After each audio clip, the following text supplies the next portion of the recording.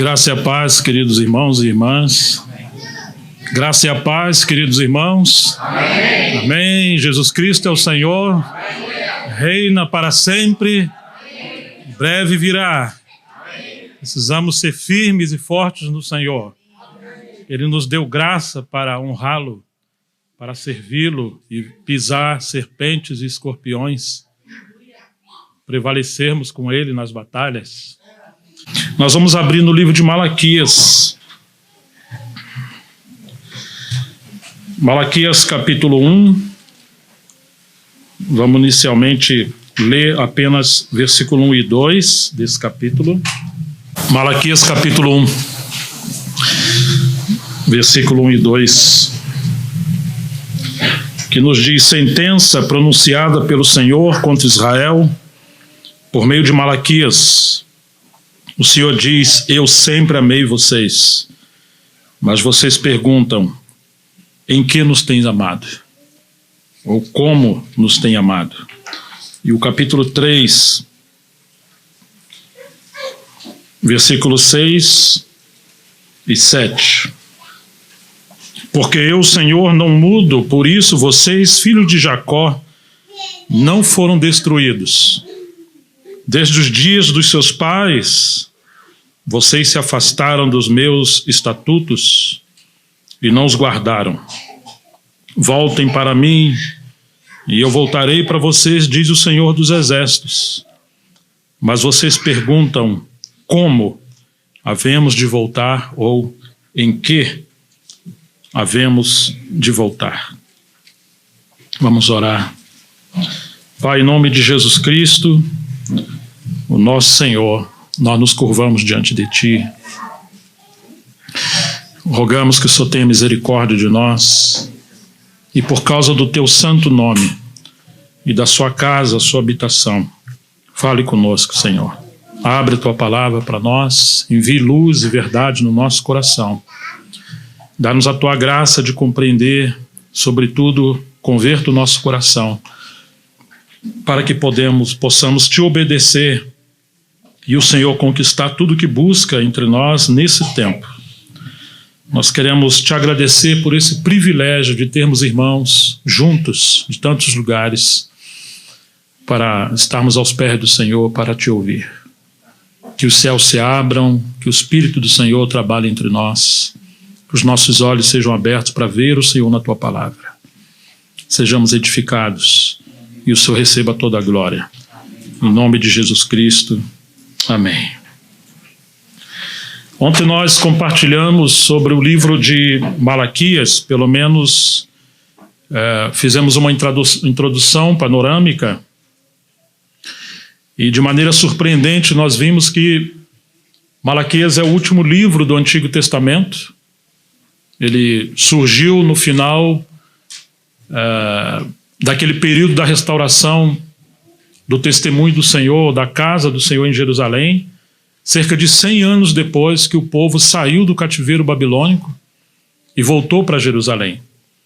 Eles vieram primeira vez pela liderança de Josué e Zorobabel, como cumprimento das profecias de Jeremias, de que o tempo que eles haveriam de ficar presos em Babilônia seriam de 70 anos. Eles foram para lá por causa da desobediência e da idolatria. E Daniel, estando em Babilônia, ele foi um jovem que vivia em Jerusalém e foi para a Babilônia, temente ao Senhor, um homem de oração que esquadrinhava as Escrituras. Ele descobriu que o tempo da profecia de Jeremias para se cumprir havia chegado. Ele passa a interceder. Como resposta, o Senhor enviou os seus anjos, prevaleceram contra as potestades que aprisionavam o povo de Deus em Babilônia. E Ciro, que era um líder pagão, não cristão, mas ao mesmo tempo alguém que temia o Senhor, o rei da Pérsia, alguém fez chegar a ele uma profecia que Isaías falou cerca de 200 anos atrás, está no capítulo 44 de Isaías e 45, de que Ciro seria o seu pastor, que Deus entregaria para ele as nações da terra, e ele seria usado para edificar a casa do Senhor em Jerusalém, porque o Deus dos céus habita em Jerusalém. Então ele lança um pregão um anúncio de quem era pelo Senhor, poderia voltar a Jerusalém e edificar a casa de Deus. Apesar de que isso foi dado, essa liberação a todo o povo, só um remanescente voltou. E esse remanescente, quando voltou, Deus enviou recursos, todos aqueles tesouros que Nabucodonosor havia levado de Jerusalém para a Babilônia, Ciro devolveu, com todos os seus utensílios, e prosperou aquele povo para edificar a casa do Senhor, porque Deus queria cumprir a sua promessa, Ele queria a sua casa restaurada, e esse era o caminho para a vinda do Messias. Então, um remanescente apenas, ele sendo despertado pelo Espírito Santo no seu espírito, obedeceram esse chamamento e voltaram a Jerusalém. Restauraram primeiro o altar, depois os fundamentos e depois a casa. Houve um desânimo no final do capítulo 4 de Esdras, e Deus enviou 2 profetas, Ageu e Zacarias. A casa ficou parada por cerca de 15 anos, eles voltaram a reedificar, concluíram. Depois, no capítulo 7 de Esdras, Deus enviou Esdras, um homem da palavra, um escriba e sacerdote, para embelezar a casa, restaurar a lei, o ministério da palavra. Aproximadamente 80 anos depois, ou cerca disso, Deus enviou Neemias. Neemias veio restaurar as muralhas da casa do Senhor. E houve uma obra maravilhosa, e no capítulo 8 até o 10, Neemias chama Esdras, e Esdras lê o livro da lei diante de todo o povo, e houve um concerto com o povo de Deus ali, aquele remanescente. Um grande avivamento aconteceu, eles restauraram o pacto, a aliança, o sacerdócio, a mordomia, eles despediram suas mulheres estranhas. Deus voltou a visitar o seu povo, mas Neemias voltou à Babilônia para cumprir uma missão dele, e nesse período o povo voltou a se esfriar. E infelizmente seu coração como se voltou à Babilônia. Eles deixaram o altar, deixaram a casa, deixaram o sacerdócio puro. Alguns tiveram problemas com seus casamentos, deixaram suas mulheres, contraíram os novos casamentos, inclusive com mulheres estranhas. Houve negligência em relação à lei e ao culto. Então, nesse período, Neemias volta. E aí chegamos ao capítulo 12 e 13. Neemias fica furioso. Ele descobriu que alguém era parente de Tobias, e Tobias passou a ter acesso à câmara onde ficavam os dízimos, as contribuições e as ofertas. Neemias expulsou tudo aquilo para fora, segurou alguns homens pelo cabelo e sacudiu, porque eles haviam deixado as suas mulheres, contraído casamentos com mulheres estranhas. E ainda que houvesse o culto, a liturgia, mas estava profanado. Eles ofereciam os seus sacrifícios impuros. Os animais que eles traziam eram coxos, eram mancos, eram cegos, e alguns inclusive roubados. O pão era um pão mofado. E eles tornaram a mesa do Senhor algo desprezível. Nesse período, os levitas foram para o campo trabalhar. Por quê? Porque o povo de Deus deixou de cumprir a sua mordomia, a sua fidelidade em trazer os seus dízimos e ofertas, e aqueles que cuidavam do ministério da casa do Senhor foram trabalhar para sustentar os seus filhos. Então a casa de Deus foi abandonada novamente. Nesse período surge Malaquias, o último livro da Bíblia, a última voz profética do Antigo Testamento, e esse livro começa, o versículo 1 do capítulo 1, você vê na sua Bíblia que começa uma sentença do Senhor tão forte, tão intensa, que a Escritura diz assim, capítulo 1, vai nos dizer assim: sentença pronunciada pelo Senhor contra Israel por meio de Malaquias. Nós precisamos considerar que esse é um livro de sentença. Em certa parte é um livro de juízo. Deus estava irado contra o seu povo, Deus estava indignado contra o seu povo. Quando o povo de Deus se desvia ou se esfria, Deus levanta profetas. Nós não sabemos de onde vem Malaquias, alguns acham que é um anjo, outros acharam que esse nome é só ilustrativo, mas era, digamos, um ministério. Alguns acham também que significa simplesmente um mensageiro, mas o que nós sabemos é que Malaquias não chamou atenção para ele. A palavra Malaquias significa realmente mensageiro, ou mensageiros do Senhor, mensageiro do Senhor. E o que é interessante é que, em plena apostasia do remanescente, Malaquias ressalta a mensagem e anula o mensageiro. É assim que são os homens que Deus usa. Eles não estão centralizando a obra de Deus na vida deles, não estão querendo prevalecer, se assenhorar e ser um ícone, uma estrela no meio do povo. Não, eles realmente querem trazer o povo de Deus de volta para os caminhos do Senhor, e foi assim que Malaquias surgiu. Mas precisamos considerar que esse é um livro de uma contenda de Deus com o seu povo. De alguma forma é uma audiência. Deus expressa uma sentença e nós vamos descobrir 7 queixas do Senhor contra o seu povo. O seu povo se defende e tenta convencer de que Deus está errado. Tamanha era o orgulho e a obsessão desse povo. E por fim Deus decreta um juízo. E apesar deles serem um remanescente que saíram de Babilônia e voltaram para Jerusalém, Deus teve que levantar um remanescente dentro do remanescente, porque esse remanescente havia perdido a visão espiritual. Houve uma cegueira espiritual. Isso é uma lição muito grande para nós, porque por um lado, Malaquias é o último livro do Antigo Testamento, ou a última voz do tempo do fim do Antigo Testamento, mas ele faz uma ligação com o Novo Testamento, porque ele vê a vinda de João Batista.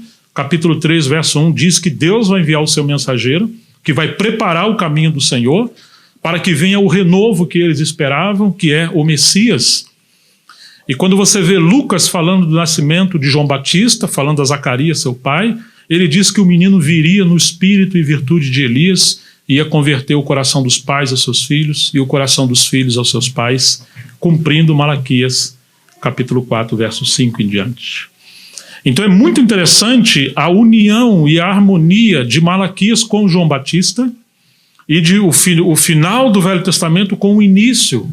Malaquias fala do grande e terrível dia do Senhor e ele vê aspectos da profecia que se cumpriram na primeira vinda do Senhor e aspectos que vão se cumprir na sua segunda vinda, porque ele vai dizer que o Senhor virá como uma fornalha ardente e todos os soberbos vão ser destruídos e que ele não vai permitir ficar nem ramo e nem sequer a raiz. Haveria uma disciplina terrível para aqueles que, embora sendo povo de Deus, viveram uma vida de negligência, de abandono à casa do Senhor e foram cuidar dos seus próprios interesses.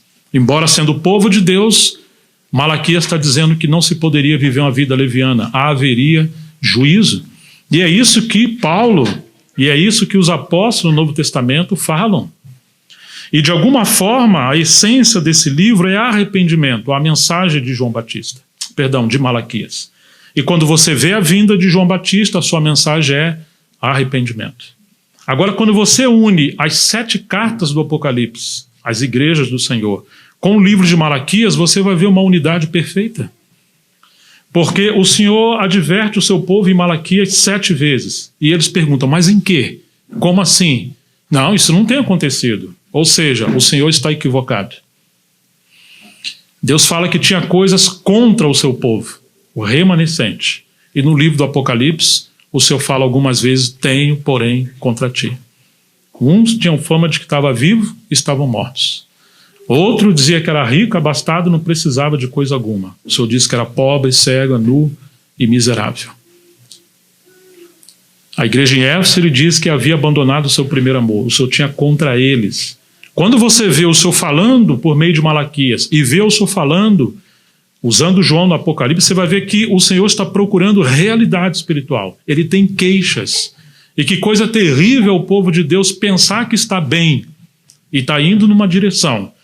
E o Senhor fala que está tudo errado, ou que pelo menos tem coisas que estão erradas. Que Deus nos ajude para que não sejamos faltosos nesse tempo do fim. Que ele buscava um remanescente lá, ele busca um remanescente hoje. Mas para isso precisamos passar pelo exame de fogo dos olhos do Senhor, como está em Apocalipse, seus olhos com chamas de fogo. Porque ele vê além das aparências e vai na raiz do problema. E nós precisamos ser purificados pelo fogo da palavra de Deus para que o Senhor encontre um remanescente vivo diante dele. Nós temos então 7 queixas nesse livro de Malaquias. Vamos olhar de maneira muito rápida. Estamos apenas talvez voltando a analisar, ou fazendo uma visão panorâmica do que já foi falado ontem.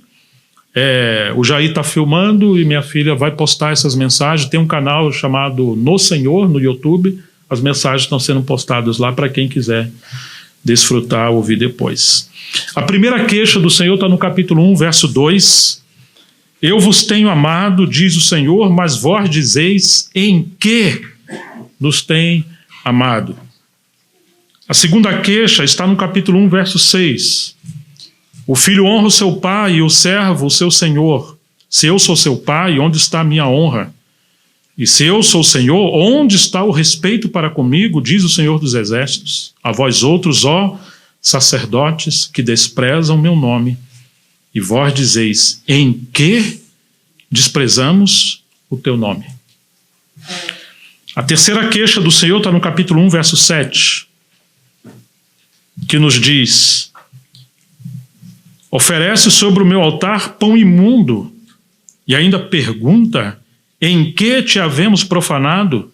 Nisto que pensais, a mesa do Senhor é desprezível. A quarta falta está no capítulo 2, 17. Enfadais o Senhor com as vossas palavras, e ainda dizeis, em que o enfadamos? A quinta falta, capítulo 3, verso 7. Desde os dias de vossos pais, os desviaste dos meus estatutos, e não os guardastes. Tornai-vos para mim, e eu me tornarei para vós outros, diz o Senhor dos Exércitos. Mas vocês dizeis, em que havemos de tornar? A sexta, capítulo 3, verso 8, roubará o homem a Deus? Todavia vocês estão me roubando. E vocês perguntam, em que te roubamos? E a sétima, capítulo 3, verso 13, as vossas palavras foram duras para mim, diz o Senhor, mas vós dizeis, em que nós temos falado contra ti? De maneira resumida, podemos dizer que na primeira queixa do Senhor, o Senhor está reclamando a sua honra. O povo havia desonrado o Senhor. Na verdade, o Senhor está reclamando amor. Ele está buscando amor no meio do seu povo. Eu vos tenho amado. Mas como assim o Senhor nos tem amado? O Senhor não nos tem amado. E nós já vamos falar sobre isso. Na segunda, ele está buscando honra. O filho honra o seu pai e um servo honra o seu senhor. Eu sou pai de vocês. Eu sou o Senhor. Onde está a minha honra? O Senhor pede amor e pede honra. A terceira falta, ele pede pureza. Ele está reclamando disso, eles estavam oferecendo pão imundo. Na quarta falta, ele está reclamando de fidelidade. Onde está a fidelidade do povo de Deus? O povo estava sendo infiel na maneira em que eles estavam servindo o Senhor. Na quinta, ele está reclamando arrependimento, dizendo que o povo havia abandonado o Senhor desde os seus antepassados. Eles sempre se apartaram do Senhor. Na sexta, ele está reclamando fidelidade, mordomia. Eles estavam roubando a Deus, e nós devemos comentar um pouco sobre isso. E por fim, na sétima, quando o Senhor reclama que eles foram duros em suas palavras, capítulo 3, verso 13, estava faltando reverência, e era isso que Deus estava buscando. Então, em cada queixa dessa, em cada sentença dessa, Deus estava buscando realidade espiritual. E a primeira dela é o amor. É muito interessante. Jesus fala que, por se multiplicar a iniquidade, o amor de muitos iria esfriar. Esse seria o sinal, um dos sinais dos fins dos tempos. E quando você pega o fim dos tempos do Antigo Testamento, a primeira coisa que o Senhor reclama é a falta de amor. Quando nós lemos também o Senhor falando a Pedro, Pedro falou, ainda que todos te abandonem, contigo eu vou até o fim. Ô Pedro, antes que o galo cante, tu me negarás 3 vezes. Pedro tinha uma autoconsciência de si enganosa. Isso era praticamente uma obsessão. E quando você vê o livro de Malaquias, o povo estava em obsessão. O que é uma obsessão? É o fruto do orgulho. Ele é pior do que a mentira, porque a pessoa sabe quando está mentindo. Mas a obsessão, ela acredita que a mentira é verdadeira. E ela quer convencer as pessoas, e agora o próprio Deus, de que eles estão certos. Deus está errado e as pessoas ao seu redor estão erradas. Pedro realmente acreditava que ele amava o Senhor mais do que os outros. Pedro realmente acreditava que ele não ia negar o Senhor. Pedro estava seguro disso. E o Senhor permite Pedro fracassar. Ele chora amargamente, o Senhor restaura Pedro. E quando o Senhor encontra Pedro naquela pesca, no final do capítulo 21 do Evangelho de João, depois que eles estão comendo à beira da praia, Pedro diante do Senhor, e o Senhor pergunta para Pedro: Pedro, é verdade que você me ama mais do que a estes? E a palavra amar ali é agapou, é aquela palavra no grego que é o amor incondicional, o amor divino. E Pedro foi sincero, porque antes ele acreditava que amava, mas ele tinha uma consciência de si distorcida, porque não era na luz de Deus, era na sua própria luz. Senhor, tu sabe que eu tenho uma afinidade por ti, um amor de colega, uma amizade, mas esse negócio aí de amar até a morte, eu não tenho não, tenho afeição. Apacenta as minhas ovelhas. Pedro, você me ama? E esse amor de novo, divino, esse amor incondicional, indescritível, infalível, não. Eu te amo, um colega, um amigo, uma amizade, uma fraternidade, mas a esse ponto não. Apacenta as minhas ovelhas. E depois ele diz: apacenta os meus cordeiros. E Pedro se entristece que o Senhor fala com ele 3 vezes. E o que o Senhor está requerendo de Pedro é amor. Porque se Pedro ama o Senhor, ele vai amar o seu povo. Se Pedro ama o Senhor, ele vai amar a cruz, ele vai amar a obediência. Ele vai dar a sua vida. E logo em seguida, o Senhor fala para Pedro: siga-me. E Pedro olha aquele que Jesus amava vindo e pergunta: Senhor, e esse aí que está vindo? O que vai ser dele? Porque Jesus havia falado: olha, quando você era mais novo, você se vestia do jeito que queria, ia para onde você queria, mas quando você for velho, outro vai tomar você pela mão e vai guiar você para onde você não quer ir. Mas se você me ama, você vai. E desse aí, Senhor, o que será feito? Se eu quero que ele fique até que eu volte, o que você tem com isso? Siga-me tu. E nós sabemos que Pedro, no final da vida dele, foi guiado à morte, e ele morreu de cabeça para baixo, porque não se considerava digno de morrer à semelhança do seu Senhor. Mas o Senhor fala para Pedro: se ele o ama, apacenta as minhas ovelhas. Isso significa que o amor é a base de todas as coisas. E a ausência do amor é o motivo de todo esfriamento, apostasia, divisão, qualquer outra coisa que nós vamos encontrar ao longo da história da igreja e também no livro de Malaquias. Por isso que o Senhor começa reclamando do seu amor. Eu vos tenho amado. Mas em que o Senhor nos tem amado? Quando você olha a primeira igreja que o Senhor escreve no livro do Apocalipse, qual é a reclamação dele lá? Tenho, porém, contra ti, que vocês abandonaram o primeiro amor. Eles estavam guardando as boas obras, a tradição, a doutrina, estava tudo aparentemente perfeito, mas interiormente tudo estava perdido, porque aquilo era técnico, era exterior, mas estava faltando realidade espiritual. A situação da igreja em Éfeso, que é um remanescente, onde Paulo trabalhou profundamente, foi um centro da obra de Paulo, cerca de 30 anos atrás, mais ou menos, quando o Senhor fala essa palavra no Apocalipse. É a mesma situação do remanescente no livro de Malaquias. E se você olhar o que o Senhor fala à igreja em Éfeso, vamos olhar rapidamente o que ele diz ali. Apocalipse capítulo 2.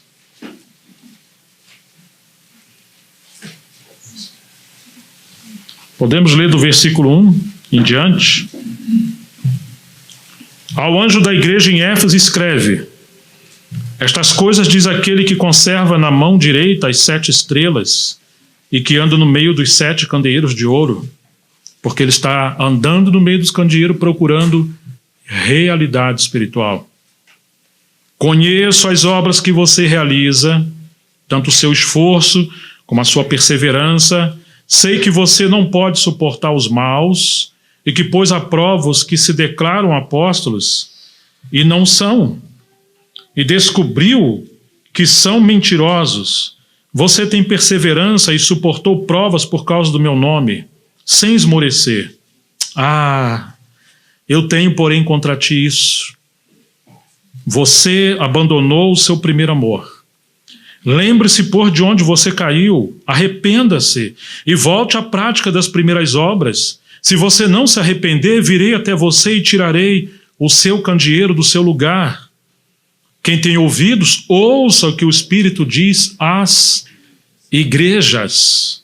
Ao vencedor darei o direito de se alimentar da árvore da vida e que se encontra no paraíso de Deus. Você percebe que essa igreja em Éfeso, que representa a obra apostólica no final do primeiro século, externamente eles estão fazendo tudo perfeito. A confissão deles era perfeita. Mas interiormente o Senhor reclama que faltava realidade espiritual, faltava amor.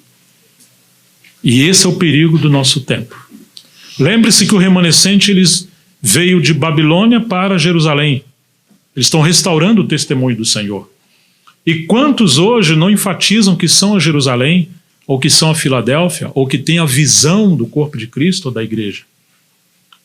Tem uma ótima oratória, uma boa doutrina, participaram de tantas conferências, tem um grande conhecimento, mas nunca se encontrou tanta divisão no meio de um povo, exceto no meio do povo que prega a unidade da igreja e a visão da igreja.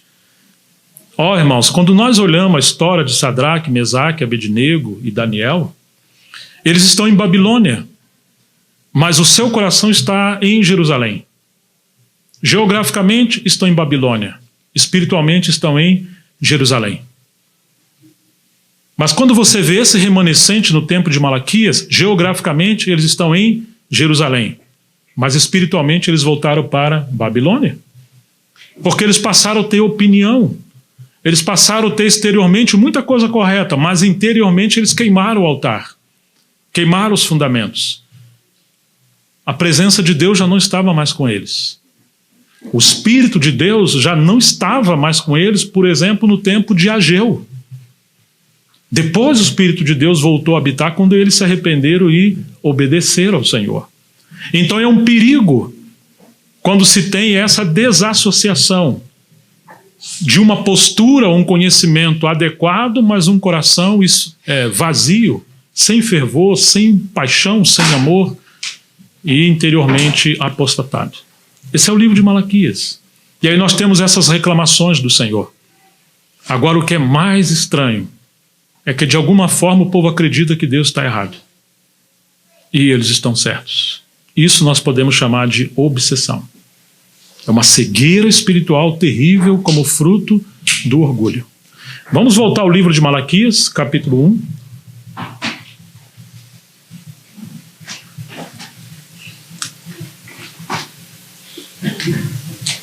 Que nos diz assim: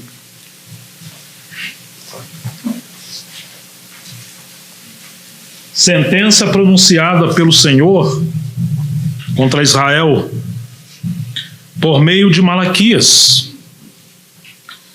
O Senhor diz: eu sempre os amei. Mas vocês perguntam: como é que o Senhor nos amou? Ou em que o Senhor nos tem amado? E o Senhor responde: era Esaú seu irmão, irmão de Jacó, mas eu amei Jacó e desprezei Esaú. Essa é a primeira coisa que o Senhor usa para demonstrar o seu amor. Esse é um assunto complexo em relação à eleição de Deus. Isaac teve 2 filhos. Se você fosse ler a história de Jacó e Esaú, certamente você vai preferir Esaú. Era alguém mais moral, mais adequado, mais correto. Enquanto que Jacó parecia conosco, um trambiqueiro, um sem vergonha, sempre em situações complicadas, um fracassado, que foi mimado pela sua mãe Ele já nasce segurando na perna, no calcanhar do seu irmão, procurando tomar posse, já a liderança de tudo. E um dia, ele engana o seu irmão e ele toma o direito da primogenitura. É inexplicável como Deus ama alguém como Jacó. E que se nós certamente fôssemos o Senhor, jamais faríamos isso. Graças a Deus que Ele é o Deus de Jacó, então tem esperança para todos nós.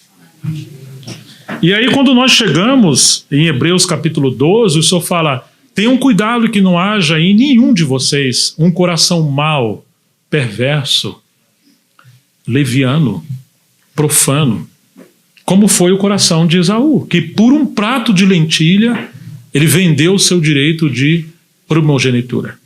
Ou seja, ele preferiu as coisas terrenas no lugar das coisas celestiais. Ele abriu mão do direito de primogenitura para priorizar o seu ventre. Ele honrou mais os seus desejos do que o desejo de Deus. E quando nós encontramos Jacó, apesar de toda essa problemada de Jacó, ele tinha um coração sincero que buscava a Deus.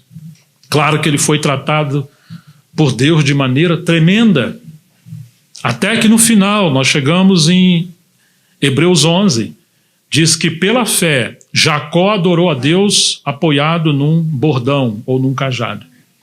Isso parece que não significa nada, né? Ué, o que tem de mais segurar um cajado para adorar? Mas quando você vê a história de Jacó, que nunca dependeu de ninguém, nem mesmo de Deus, sempre foi para onde queria. E um dia ele lutou com Deus no vale de Jaboque, e o Senhor feriu a sua coxa, ele passou a mancar, e cada vez mais, no lugar de forte, ele se torna fraco, e agora ele passa a depender de Deus. E aquele que antes queria absorver tudo para ele, ele passa a abençoar, e abençoa inclusive o faraó e o Egito. E aquele cajado representa a dependência de Jeová. Ele terminou a sua vida como um homem quebrantado que dependia do Senhor.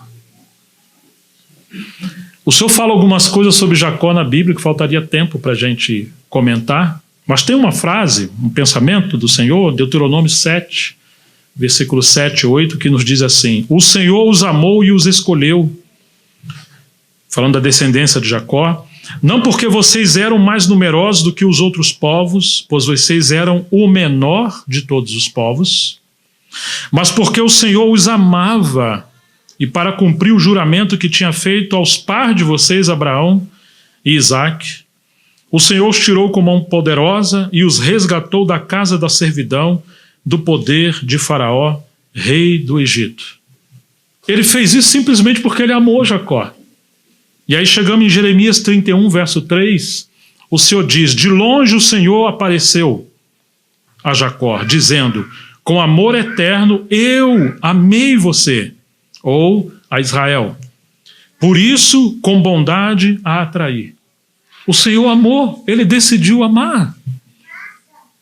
Agora, quando chega nesse período que o Senhor fez coisas tão extraordinárias e preservou o seu povo, que deveria ser destruído, poupou, e agora chamou esse remanescente para edificar o testemunho e a casa do Senhor, depois do cativeiro babilônico. Isso é um amor tremendo, é uma escolha de Deus, é a compaixão de Deus. E é interessante que, embora seja um livro de juízo, Deus começa falando do seu amor. Isso mostra que até o juízo e a disciplina de Deus é obra do amor de Deus por nós, pelo seu povo.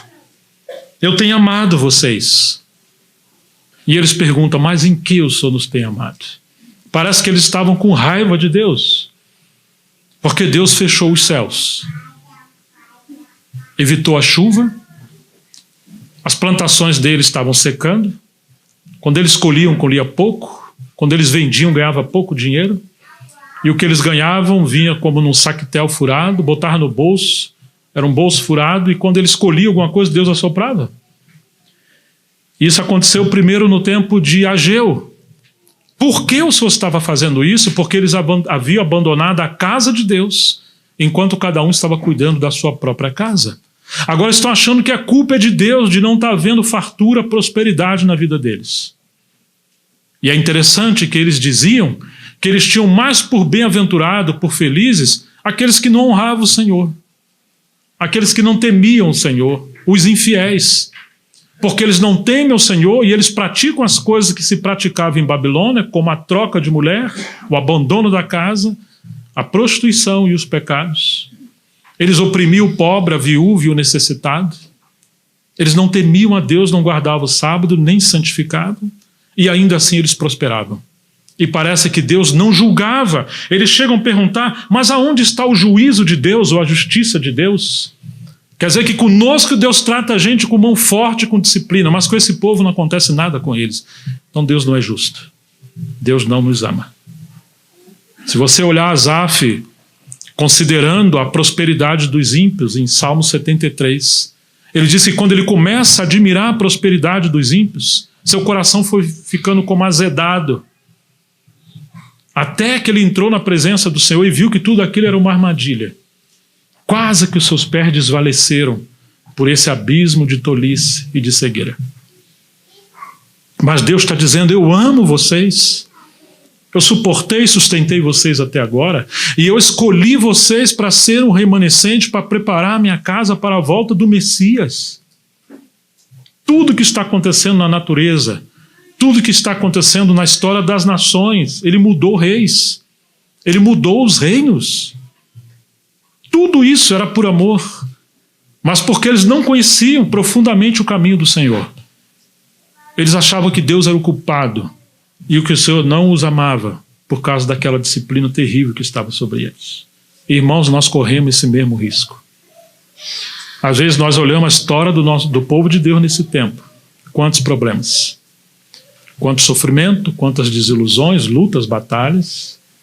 Parece que Deus abandonou, mas nós estamos colhendo o fruto também do desvio do nosso coração e a falta de conhecer de fato o caminho do Senhor.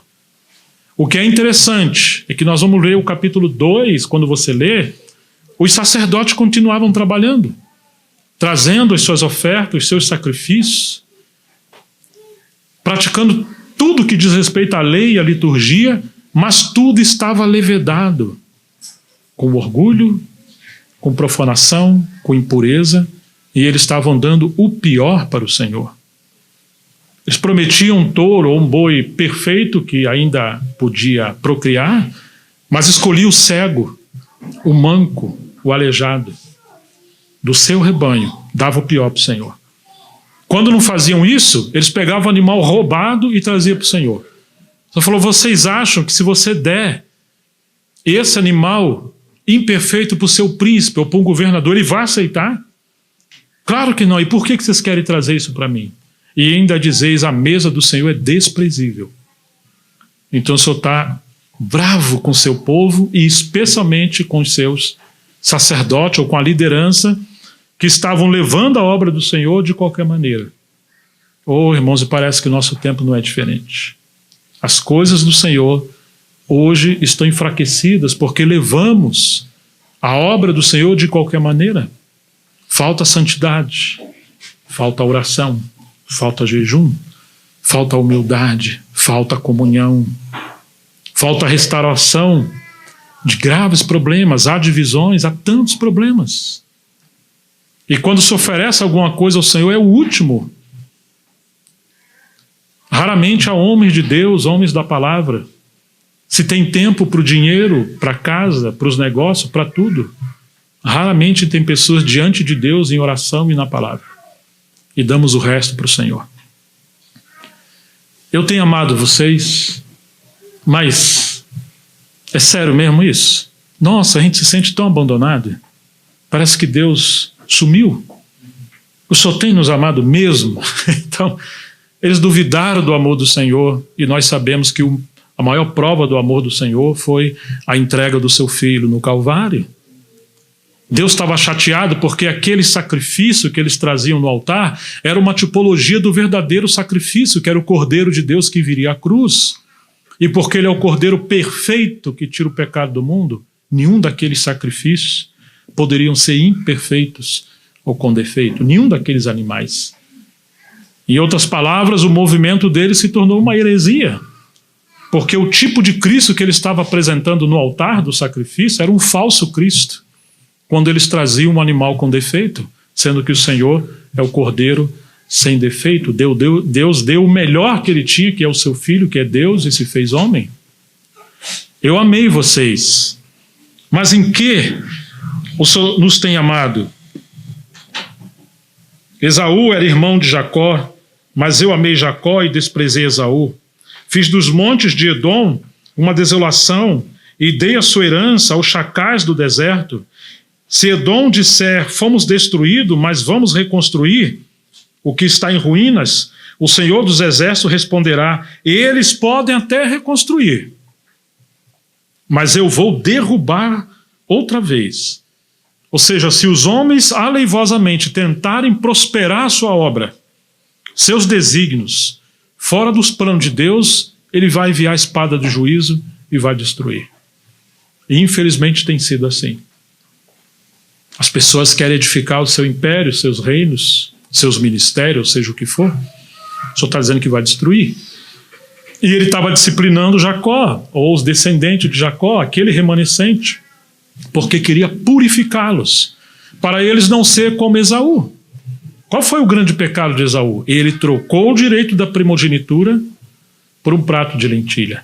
E esse povo, representando ali também na época de Ageu, abandonou a casa de Deus e cada um foi cuidar da sua própria casa, eles se tornaram materialistas.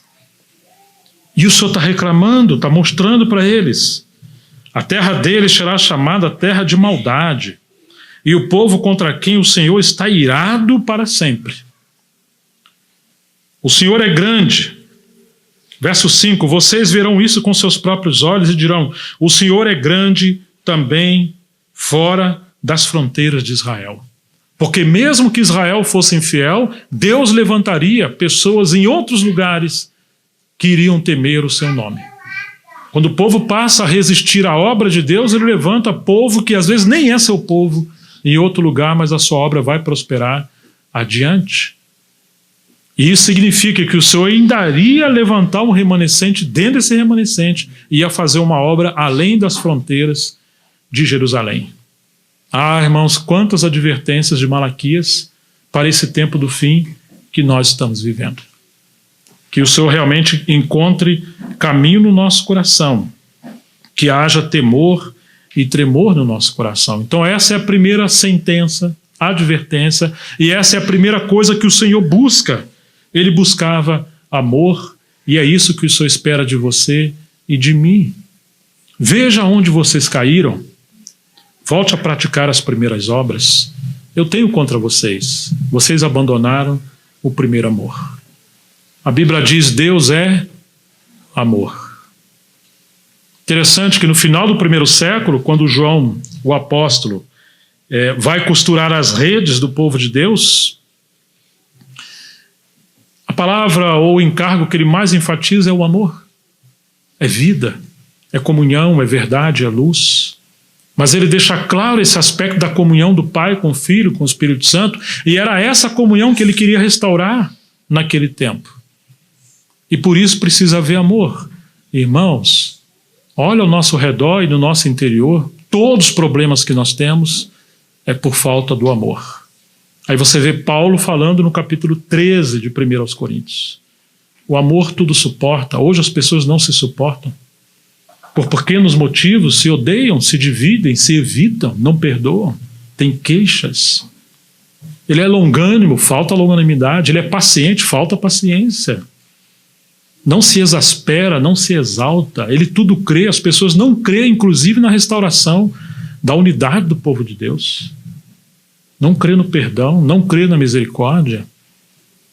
Quantas coisas foram perdidas por falta de amor? Mas tem uma grande pregação, uma grande cabeça, uma grande teologia, uma grande doutrina, mas falta o enchimento do Espírito Santo, o quebrantamento e o amor entre os irmãos. Quando nós amamos, cuidamos, apoiamos, servimos, nos damos, cuidamos uns dos outros, passamos a cooperar uns com os dons e ministérios dos outros. Mas quando falta amor, nós não apoiamos uns aos outros, não nos importamos uns, ainda que estejamos congregando. E era esse o tempo de Malaquias. Você vai encontrar que Uma hora o senhor fala, será que tem alguém aí que possa fechar a porta do templo porque eu tenho nojo das orações de vocês? Do culto, eu não quero mais saber. Eu vou pegar as fezes do animal que vocês estão trazendo, eu vou esfregar na cara de vocês, para vocês entenderem o quanto que eu estou indignado, que apesar de vocês estarem fazendo tudo em relação ao culto e à liturgia, o senhor estava indignado porque faltava realidade espiritual. E a primeira coisa que faltava era o amor ao Senhor. E o amor à casa de Deus, o amor à lei de Deus. Os serviços estavam sendo feitos de qualquer maneira. A segunda coisa que Deus reclama, está no capítulo 1, verso 6, é a honra e o respeito. Ele vai nos dizer, vamos ler o capítulo 1, verso 6, que nos diz assim: o filho honra o seu pai, e o servo respeita o seu senhor. Se eu sou o pai de vocês, onde está a minha honra? E se eu sou o senhor de vocês, onde está o respeito para comigo? Eu, o Senhor dos Exércitos, pergunto isso a vocês, sacerdotes, que desprezam o meu nome. Mas vocês perguntam, como é que nós desprezamos o teu nome? Agora presta atenção numa coisa. O Senhor se revela a eles como o Senhor dos Exércitos. Isso significa que o Senhor estava em guerra contra esse povo. Você imagina isso? Se nós temos uma demanda, um problema com alguém do nosso tamanho, é ruim. Mas você ainda consegue se defender e se acertar. Agora, o Senhor se revelar com ira, se revelar como Senhor dos Exércitos. E mais adiante ele vai dizer que quando ele vier, ele virá como uma fornalha incandescente. Ele vai consumir o ramo e não vai deixar nem a raiz. Ou seja, vocês estão pecando para a morte. Eu vou matar vocês. O Senhor estava furioso com esse povo. E agora ele está reclamando da liderança. Porque a liderança desviou todo o povo de Deus. Porque ainda que eles estavam praticando o culto e a liturgia, havia impureza e as coisas estavam sendo feitas de qualquer maneira. E eles perguntam, mas como assim? Como assim que nós estamos errando? Versículo 7, o Senhor fala assim: nisso em que pensais que a mesa do Senhor pode ser ou é desprezível. Ou seja, que podemos estar diante da mesa do Senhor de qualquer maneira. E Paulo fala aos Coríntios: por isso, por não discernir o corpo do Senhor, há entre vós alguns que são fracos, outros estão doentes e outros que morreram por tornar a mesa do Senhor desprezível, ou seja, por não discernir o corpo do Senhor. E ali, no caso, era a mesa que eles estavam servindo ao Senhor. Eles estavam servindo o Senhor de qualquer maneira. E o Senhor segue dizendo: nisso que pensais que a mesa do Senhor pode ser desprezível, quando vocês oferecem, versículo 8, em sacrifício um animal cego, será que isso não está errado? Vocês se tornaram tão insensíveis que vocês não estão percebendo que vocês estão dando o resto para o Senhor? Que está faltando prioridade nas coisas do Senhor? Você não está vendo que isso está errado? E isso é obsessão. Eles eram cínicos. E quando traz o animal coxo ou doente, será que isso não está errado? Ora, experimente oferecer um animal desses ao seu governador. Será que ele se agradará de vocês? Ou será favorável a vocês? Diz o Senhor dos Exércitos. E agora, sacerdotes, suplique o favor de Deus, para que nos conceda a sua graça no lugar da sua ira. Mas com tais ofertas nas mãos, será que ele será favorável a vocês? Diz o Senhor dos Exércitos: quem dera houvesse entre vocês alguém que fechasse as portas do templo, para que não acendesse em vão o fogo do meu altar. Eu não tenho prazer em vocês, diz o Senhor dos Exércitos, eu não aceitarei as suas ofertas. Mas desde o nascente do sol até o poente, é grande o meu nome entre as nações. Pessoas que não são descendentes de Jacó amavam, respeitavam e temiam mais o nome do Senhor do que aqueles que eram descendentes de Jacó e saíram de Babilônia e vieram para Jerusalém como um remanescente. Hoje, aqueles que falam que são testemunho estão com as práticas de temor, santidade e boas obras muito pequenininhas. E ainda fala assim, pessoas naquela denominação, ou Y, não têm o mínimo de que nós temos. E infelizmente, irmãos, eles são muito mais zelosos do que nós. Eles têm muito mais prática de Jerusalém e norte de Babilônia. Que Deus tenha misericórdia de nós. Porque quando nós encontramos aqueles que acreditam que devem subir ao monte para orar, e eles vão de madrugada, pegando orvalho, pegando frio, e eles passam horas de joelho clamando a Deus em jejum e oração. E eu participei muito disso quando era bem novinho. Eu sempre participei do círculo de oração das Assembleias de Deus e de tantos outros movimentos pentecostais. Amava estar no meio desse povo. E nós encontramos hoje um povo que fala da restauração e não ora. Ama mais o edredom do que a comunhão com Deus. A maioria de nós temos cabelos no joelho. Isso é prova de que nós não oramos de joelho. Eles são fiéis nos seus dízimos, e aqui o Senhor pergunta, roubará o homem a Deus? Hoje, raramente o povo de Deus serve a Deus com as suas contribuições. Tem muito desvio espiritual, moral, doutrinário, social entre nós. O Senhor fala, fecha essa porta. Não quero mais saber do culto de vocês. Vocês estão apostatados, estão arrotando o orgulho da aparência, mas eu não estou com vocês mais. E segue o Senhor dizendo, em todos os lugares lhe é queimado incenso, e lhe são trazidas ofertas puras, porque é grande o meu nome entre as nações, diz o Senhor dos Exércitos. Mas vocês estão profanando o meu nome, quando pensam que a mesa do Senhor é impura, e que a comida que é oferecida sobre ele pode ser desprezada, ou seja, podemos servir o Senhor de qualquer maneira. E vocês dizem ainda, mas que canseira. Está vendo? Eles estavam dizendo, pô, mas nós vamos reunir de novo. Vamos partir o pão de novo. Vai ter oração de reunião de novo. Vocês vão falar disso aí de novo. Ah, eu já estou, desculpa a expressão, de saco cheio dessas coisas. Era isso que eles estavam falando. Você acha que o Senhor não está vendo isso? O Senhor é tão santo, tem tanto zelo pelas suas coisas, e Ele vê inclusive os nossos pensamentos e a maneira que nos comportamos, que o versículo 13 seguindo diz assim, e torce o nariz para isso, diz o Senhor dos Exércitos. Torce o nariz? Torce o nariz. Você nunca viu alguém virando e falando assim, aquele narizinho meio empinado? O Senhor está dizendo que Ele estava vendo o seu povo torcendo o nariz quando havia uma convocação para algo mais sério diante dele. Ele vê tudo. Segue o texto. Oferece animais roubados, coxos ou doentes. Lá era animal literal. Hoje ele está falando do nosso sacrifício de servir o Senhor.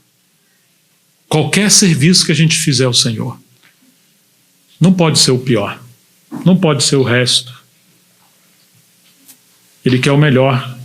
Porque isso representa, esse sacrifício representa Cristo nesse período. E Cristo não poderia ser um animal, ou representado por um animal coxo, cego, aleijado, ou roubado. Ele era o Cordeiro de Deus. Vocês acham que eu vou aceitar isso? Não vou. Diz o Senhor, maldito seja o enganador, olha que palavra dura, maldito seja o enganador, que tendo animal sadio no seu rebanho, promete oferecer ao Senhor um defeito, promete oferecer o bom e oferece ao Senhor um defeituoso. Porque eu sou o grande rei, diz o Senhor dos Exércitos, e o meu nome é terrível entre as nações. Só está dizendo que é maldito. Quando a gente está servindo o Senhor de qualquer maneira, irmãos, nós terceirizamos a nossa responsabilidade. Temos poucos irmãos levando Deus a sério e servindo o Senhor com fidelidade. A maioria são domingueiros. Ouvem mensagens, mas não se comprometem. São viciados em conferências, mas não são sacerdotes nos seus serviços. Gostamos dos mestres, gostamos dos canais de YouTube e das redes sociais, mas ignoramos pastores da nossa localidade. Menosprezamos gente simples. Achamos que os obreiros são os eruditos. Esquecemos dos profetas simples, que não têm, às vezes, estudo, mas são homens e mulheres que andam com Deus. Menosprezamos o ministério evangelístico, e para ele e para nós ele é um problema. Como eu falava hoje, deixar eles querem tacar fogo na cadeira e levar a gente para pregar o evangelho, mas nós não queremos pregar o evangelho. E às vezes não queremos receber as pessoas que o Senhor está trazendo para a igreja. Nós queremos ser um povo que não se envolve com nada. Irmãos, o povo de Deus deve ser santo, levar Deus a sério. E você e eu, cada um de nós, procurar saber o nosso lugar no corpo de Cristo para servir, no lugar de sermos pessoas inúteis, nem que seja um talento ou um dom. Imagina o Senhor voltar hoje e nos chamar de servos negligentes e preguiçosos. Era isso que estava acontecendo. E quando oferecer algo ao Senhor, dá o resto, a migalha. O Senhor não quer que seja assim conosco, mas infelizmente parece que nós somos esse tempo na época de Malaquias. Nós queremos ficar sossegadinho na nossa localidade, no nosso lugar, e não queremos ter compromisso e nem colaborar com a obra de Deus. O Senhor segue dizendo: e agora, sacerdote, você percebe que o juízo maior é com a liderança da casa do Senhor. Este mandamento é para vocês, eu vou falar com vocês agora. Se não ouvirem e não se importarem com a necessidade de honrar o meu nome, diz o Senhor dos Exércitos, eu vou enviar sobre vocês a maldição que ele prometeu em Deuteronômio. Eu vou amaldiçoar inclusive as suas bênçãos. Você está vendo o que o Senhor está falando? Ele prosperou esse povo. Ele chamou esses sacerdotes para a liderança. Mas o Senhor está dizendo que vai essas bênçãos transformá-las em maldição. Aliás, já as tenho amaldiçoado porque vocês não se importaram com a honra devida ao meu nome. Cada um está preocupado mais com a sua própria honra, com o seu próprio nome, com o seu ministério. Eis que reproverei inclusive a sua descendência. Agora o juízo viria sobre os seus filhos. Nós devemos temer o Senhor porque vamos deixar um legado para os nossos filhos. Não adianta você pregar corretamente e ser um fariseu dentro de casa, que os filhos vão herdar o nosso legado, o nosso exemplo. E que coisa terrível, só está dizendo que não haveria descendência de sacerdotes na casa deles, porque Deus não queria uma descendência de profanos, de levianos. Ele queria pessoas sérias.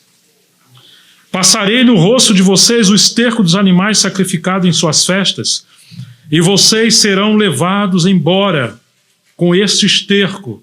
Então vocês saberão novamente que eu lhes enviei este mandamento para que se mantenha a minha aliança com Levi, diz o Senhor dos Exércitos. Deus queria um reino de sacerdotes. No livro de Êxodo 19, ele tira o seu povo do Egito, traz ele até Canaã, porque ele queria um reino de sacerdotes. Mas quando Moisés sobe ao monte, fica lá por 40 dias, aquele povo se transformou rebelde. Fala para Arão fazer um bezerro, um ídolo, e ele fez um bezerro de ouro. Interessante que eles contribuíram, as mulheres, com o ouro dos seus brincos, seus pendentes, suas pulseiras, seus colares, mas não queriam contribuir para a obra do Senhor. Fizeram um bezerro de ouro e adoraram e se prostituíram.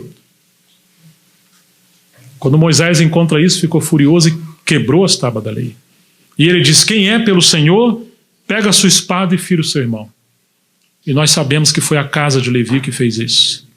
Então agora aquele sacerdócio que era de todo o povo, Deus restringiu a casa de Levi e faz uma aliança com ele. Agora Deus está reclamando com esse povo aqui. Vocês deveriam ser igual Levi. Porque Levi temeu o Senhor de tal maneira que ele enfiou a espada no seu irmão que estava ensinando o seu povo a profanar o nome de Deus, a santidade de Deus. Mas não, vocês que deveriam ensinar a santidade, o exemplo de vocês está profanando o meu povo. E o Senhor segue dizendo: a minha aliança com ele foi de paz, verso 5, e de vida. E foi isso que eu lhe dei, para que me temesse. E de fato ele me temeu e tremeu por causa do meu nome. A verdadeira instrução esteve na sua boca, e nenhuma injustiça se achou em seus lábios. Ele andou comigo em paz e em retidão, e afastou muitos da iniquidade, porque os lábios do sacerdote devem guardar o conhecimento, e da sua boca todos devem buscar a instrução do Senhor, porque ele é o mensageiro do Senhor dos Exércitos. Mas vocês, sacerdotes, se desviaram do meu caminho, e por meio da sua instrução impura, levaram muitos a tropeçar. Vocês violaram a aliança de Levi, diz o Senhor dos Exércitos. Por isso também eu os fiz desprezíveis e indignos diante de todo o povo, na medida em que vocês não guardaram os meus caminhos e se mostraram parciais na aplicação da lei, afrouxaram o juízo. Irmãos, quando Deus chama pessoas para o ministério, não tem chamamento mais sério, de maior envergadura e de honra no mundo do que esse. O Spurgeon falou para os seus filhos: se vocês foram chamados ao santo ministério, não sejam tão profanos, ao ponto de se curvar e aceitar ser um ministro da Inglaterra ou um presidente. Ele achava isso inferior do que ser um ministro. Quando propuseram ao Billy Graham a ser um candidato à presidência e talvez ganharia, ele disse que já estava muito bem empregado e não tinha tempo para isso. Mas aqueles que levam a causa do Senhor de qualquer maneira, e o Senhor falou por um outro profeta: maldito é aquele que fizer a obra do Senhor de qualquer maneira, ele pode cair debaixo do juízo de Deus, ou ele morre mais cedo, ou a unção vai embora, ou ele perde o ministério. Ele vai viver vegetando com a sua teologia, com a sua doutrina, mas Deus não está mais com ele. E hoje, infelizmente, é assim. É um tempo de falta de fogo de Deus, de temor de Deus, de seriedade com Deus, porque muitas das vezes as coisas do Senhor têm sido levadas de qualquer maneira. É muito importante saber como começar, mas mais importante é saber como terminar a carreira. E alguns se perderam no meio do caminho. O Senhor está irado com esse povo. E está irado com o remanescente que saiu de Babilônia e acha que é melhor do que aqueles que ficaram em Babilônia, mas eles estão levedados. E ele está irado com os sacerdotes, porque o estilo de vida dos sacerdotes se tornou uma profanação. E eles estão ensinando toda aquela geração a viver uma vida levedada. Então chegamos no versículo 10, ainda temos uns minutos. Não temos nós todos o mesmo Pai? Não nos criou o mesmo Deus? Por que então seremos desleais uns para com os outros, profanando a aliança de nossos pais? Judá tem sido infiel e a abominação foi cometida em Israel e em Jerusalém, porque Judá profanou o santuário do Senhor, o qual ele ama. Ele se casou com a adoradora de deuses estranhos. O Senhor eliminará das tendas de Jacó aquele que fizer isso, seja ele quem for, mesmo que apresente ofertas ao Senhor dos Exércitos. Seu dinheiro não serve para nada se a sua vida não for consagrada ao altar do Senhor. Deus não quer o seu dinheiro, Deus não quer nada seu. O que Ele quer é amigos, companheiros, mordomos que Ele possa contar. Ele é o dono do ouro e da prata. É Ele que nos prospera para canalizar a mordomia no nosso coração. Mas eles achavam que podia comprar a Deus. Vamos trocar de mulheres, arrumar uma mais nova, profanar o santuário do Senhor, e a gente dá o dízimo, a oferta, e os sacerdotes recebiam, porque eles eram corruptos. Deus disse que odiava isso. E ele ainda vai dizer assim: há uma outra coisa que vocês fazem, vocês cobrem o altar de lágrimas do Senhor, e com choros e gemidos, porque ele já não olha para a oferta e nem assentará com prazer. O pensamento no hebraico diz assim, ou pelo menos subentende assim: quando você deixou a mulher da sua mocidade, do qual eu fui testemunha, e arrumou uma outra mulher, que vai levar você a cultuar Deus estranho, como Salomão fez, que tinha cerca de 1000 mulheres, entre 300 mulheres, esposas e 700 concubinas, eu não aceito seu sacrifício.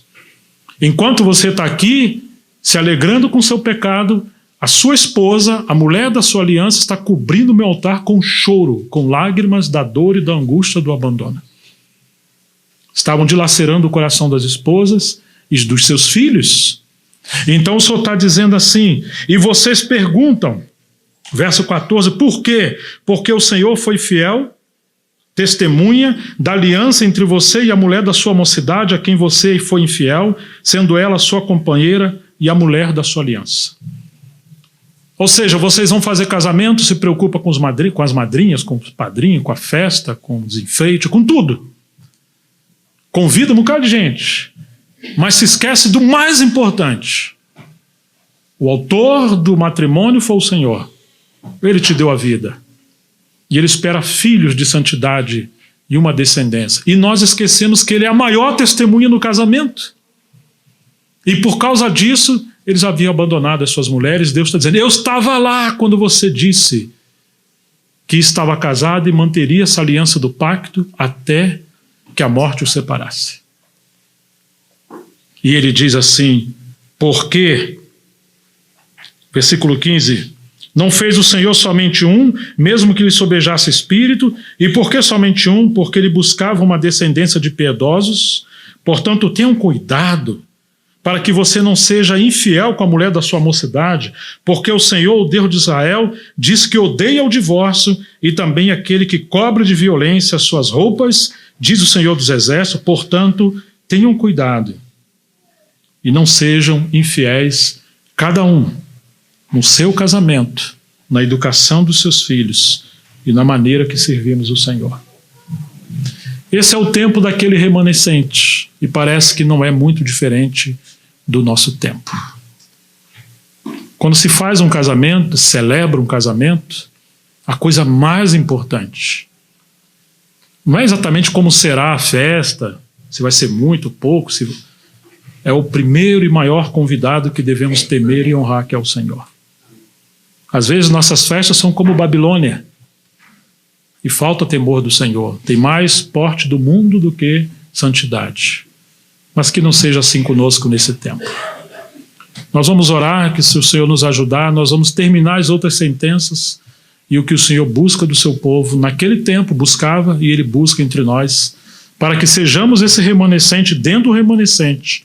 O Sol volte a habitar com o seu povo, traga avivamento e Ele possa preparar um povo zeloso de boas obras para atrair dos céus a volta do Messias, que era o que Ele queria naquele tempo e eles estavam atrasando. Vamos orar ao Senhor. Pai, em nome de Jesus Cristo, o Senhor sabe, ó Deus, de toda a nossa debilidade e fraqueza, mas diante da Tua palavra nós oramos, não nos permita ser esse povo louco, obcecado, orgulhoso, ao ponto de não ouvir as sentenças do Senhor, mas que só possa gerar arrependimento em nosso coração. Acenda o fogo da santidade no nosso coração. Amplie o nosso coração com temor e tremor. Ó Deus, retira o nosso sono, mornidão e preguiça e leva-nos, Senhor, a essa comunhão intensa e profunda contigo. Que possamos ser zelosos e voltar ao primeiro amor, voltar à honra do Senhor, voltar à pureza, ao temor, à fidelidade. Ó Deus, e ser um remanescente, que possamos ser a habitação da plenitude do Teu Espírito nesse tempo. Que o Senhor conquiste essa obra maravilhosa entre nós e possamos nos preparar como noiva adornada para a volta do nosso Senhor. Que o Senhor continue falando aos nossos corações. Em nome de Jesus Cristo, para a Tua glória. Amém.